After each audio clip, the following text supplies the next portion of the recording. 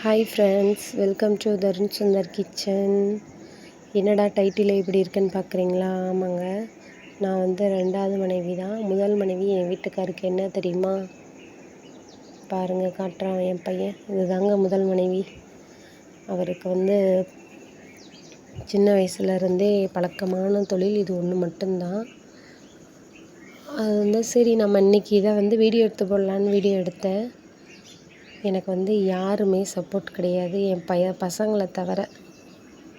என் பசங்க மட்டும்தாங்க எனக்கு வந்து சப்போர்ட்டு. நான் வந்து இதை வீடியோ எடுக்கலான்னு வீடியோ எடுக்க போனேன். என் வீட்டுக்காரர் என்ன சொன்னார், நீ வீடியோ எடுத்தேன்னா வியாபாரம் வந்து ஓடாது அந்த மாதிரி சொன்னார். எனக்கு வந்து எதுலேயுமே யாருமே சப்போர்ட் கிடையாதுங்க. சொந்தக்காரங்களும் சரி, வீட்டில் உள்ளவங்களும் சரி. நான் எதனால் எனக்கு ஹெல்ப் பண்ண மாட்டேங்கிறாங்கன்னு தெரியல. ஒவ்வொருத்தவங்க யூடியூப்பில் என்னென்னமோ பண்ணுறாங்கங்க. டான்ஸ் ஆடுறாங்க, ப்ராங்க் வீடியோன்னு போடுறாங்க, என்னென்னமோ பண்ணுறாங்க. நம்ம பண்ணுற இந்த ஒரே விஷயம் யூடியூப்பில் சமைச்சு போட்டேன், அது போகலை. சரி விலாக் மாதிரி எடுத்து போடலாமேன்னு அது முயற்சி பண்ணேன். முன்னாடிலாம் என் வீட்டுக்காரர் எனக்கு யூடியூப் ஆரம்பித்த புதுசில் நல்லா சப்போர்ட் பண்ணிக்கிட்டு தான் இருந்தார். நடுவில் வந்து ஒருத்தவங்க என்ன சொன்னாங்கன்னு தெரியல, ஆனால் என்ன சொன்னாங்கன்னு சொன்னார். நான் அதை யாருன்னு நான் சொல்ல விரும்பலை. என்ன சொன்னாங்கன்னா, இந்த ஃபோனில், அதாவது சாதாரண ஃபோனில் வந்துலாம் வீடியோ எடுத்து சம்பாதிக்க முடியாது, ஜெயிக்க முடியாது. ப்ரொஃபஷ்னல் கேமரா வச்சுருக்கவங்க, பெரிய பெரிய யூடியூப்பரால் மட்டும்தான் இதில் சம்பாதிக்க முடியும் அப்படின்ற மாதிரி சொல்லி வீடியோ போடுறது வேஸ்ட்டு அப்படின்ற மாதிரி அவரோட மைண்டை வந்து மாற்றிட்டாங்க. அவரை பிரெயின் வாஷ் பண்ணிட்டாங்க. அதுதான் உண்மை. ஏங்க, அடுத்தவங்க வந்து பிரெயின் வாஷ் பண்ணி நீங்கள் கேட்குறீங்கன்னா, அப்போ உங்கள் பொண்டாட்டி சொல்கிறத கேட்கக்கூடாதுன்னு இருக்குது. சரி பரவாயில்ல. என் வீட்டுக்காரர் அப்பையிலேருந்தே அப்படி தான். எனக்கு வந்து சப்போர்ட் பண்ணுறதே இல்லை. யாராவது எதாவது சொன்னாங்கன்னா அப்படியே பிரெயின் வாஷ் ஆகி போயிடுறாரு. ஆனால் நான் ஒரு நாளும் மனசை மாற்றணும்னு நினச்சதில்ல. ஏன்னா என் பேச்சை அவர் கேட்கவே மாட்டார். எனக்கு வந்து யூடியூப்பில் என்னோட எப்படி சொல்ல, நான் என்னோடய முயற்சினால் மட்டும்தான் நான் இவ்வளோ தூரம் வந்திருக்கேன். அவங்க எனக்கு யாருமே எதுக்குமே சப்போர்ட் பண்ணதில்லை. இன்னொன்று, நான் வந்து சரி எல்லோரும் குடும்பத்தோடு போடுறாங்க, நம்மளும் குடும்பத்தோடு போடுவோமேன்னு ஒரு ஃபோட்டோ விட்டு எடுத்தேன்னு வச்சுக்கோங்க, என் ஃபோட்டோவை மூஞ்செல்லாம் காமிச்சிடாத. ஏங்க, நானும் பொம்பளை பிள்ளை, நானே மூஞ்ச காட்டுறேன், உங்களுக்கு காட்டுறதுல என்ன?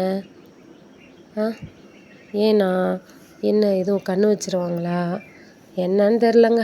அவன் வந்து பிள்ளைங்களோட வச்சுக்கோ, என்னையெல்லாம் காட்டக்கூடாது, என் தொழிலையும் காட்டக்கூடாது. எதுக்குங்க? உண்மையாக இருக்கிறது தப்பா? நான் சொல்லுங்கள், நேற்று லைவ்லேயே ரொம்ப நேரம் பேசினேன். உண்மையை பேசினா தப்புங்கிறாங்க. பொய் சொல்கிறவங்களுக்கு தான் இந்த உலகம் இருக்குது, வேறு ஒன்றும் இல்லைங்க. மனசு ரொம்ப கஷ்டமாக இருந்துச்சு. சொந்தக்காரங்களை பற்றி ஒரு வீடியோ போட்டிருந்தேன். அந்த வீடியோவுக்கு எனக்கு செம்ம ரெஸ்பான்ஸு ஃப்ரெண்ட்ஸ். எப்படின்னு பார்க்குறீங்களா? யூடியூப்பில் இல்லை, வாட்ஸ்அப்பில்.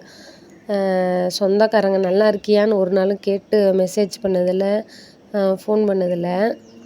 நீ பொய் சொல்கிறேன்னு சொல்கிறதுக்கு மட்டும் ஆளாக கிளம்பி வராங்க, பார்த்தீங்களா இல்லையா? இவ்வளோ நாள் எங்கே போனீங்க? அது நான் சொன்னது வந்து உண்மை தான். அது வந்து அந்த பிள்ளை எனக்கு வாட்ஸ்அப்பில் தான் அனுப்பிச்சு. நான் இதில் சொல்லணுங்கிற அவசியம் இல்லை. இருந்தாலும் எனக்கு நான் பண்ணது உண்மை தான். எங்கள் அம்மா, நான் 3 மாதமா வயிற்றில் 50 நாளாக இருக்கும்போது எங்கள் அம்மா இறந்துட்டாங்க. நான் என் பையனை பெட்டில் வச்சுருக்கும்போது கரெக்டாக ஹாஸ்பிட்டல்லே 7 மாதம் முடிஞ்சு 8 மாதம் பிறந்துருச்சு. நான் இதை நிறைய வீடியோலேயோ லைவ்லேயோ சொல்லியிருப்பேன்.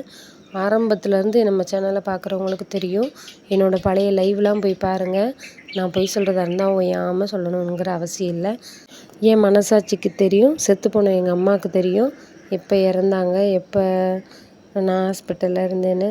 கடவுளாக இருந்து எங்கள் அம்மா இன்னும் எனக்கு உதவி செய்யுங்கிற நம்பிக்கை எனக்கு இருக்குது ஃப்ரெண்ட்ஸ். இது வந்து எனக்கு ஆரம்பம்தான். இதுலேருந்து நான் ஜெயிக்கிறேங்கிறத நான் புரிஞ்சுக்கிட்டேன். எனக்கு இன்னுமே சப்போர்ட் பண்ணுங்கள் உங்களால் முடிஞ்ச அளவு. இந்த வீடியோ பிடிச்சிருந்தால் லைக் பண்ணுங்கள், கமெண்ட் பண்ணுங்கள். புதுசாக வந்தவங்க நம்ம சேனலை சப்ஸ்கிரைப் பண்ணலைன்னா சப்ஸ்கிரைப் பண்ணிக்கோங்க. என்னையோட பழைய லைவெல்லாம் போய் பாருங்கள். நான் போட்ட லைவ்லலாம் எங்கள் அம்மாவை பற்றியும் நான் பெட்டில் வச்சுருந்த பற்றியும் நிறைய பேசியிருப்பேன். இதுலேயும் நான் அந்த வீடியோலையும் இதில் நான் மாற்றி பேசியிருக்கேனான்னு பாருங்கள். நன்றி ஃப்ரெண்ட்ஸ். அடுத்த வீடியோவில் வந்து நான் எங்கள் ஊருக்காரங்ககிட்டலாம் பேசி அந்த ரெக்கார்டை உங்களுக்கு போடுறேன். போடணுங்கிற அவசியம் இல்லை, இருந்தாலும் உண்மை தெரியணுங்கிறதுக்காக போடுறேன். நன்றி ஃப்ரெண்ட்ஸ். தேங்க்யூ.